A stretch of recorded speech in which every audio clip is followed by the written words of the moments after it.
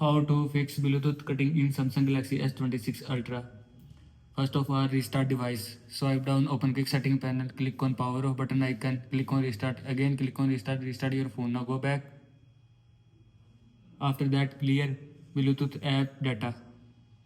Open settings, scroll down, click on apps, search. Go back.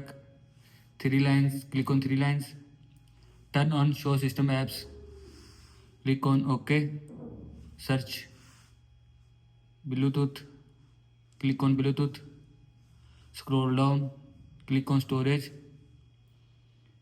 And here you will see clear data.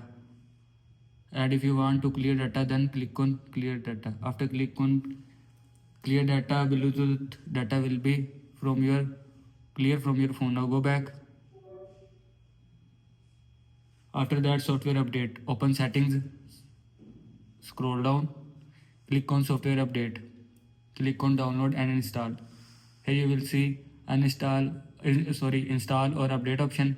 And if you want to update software, then click on update.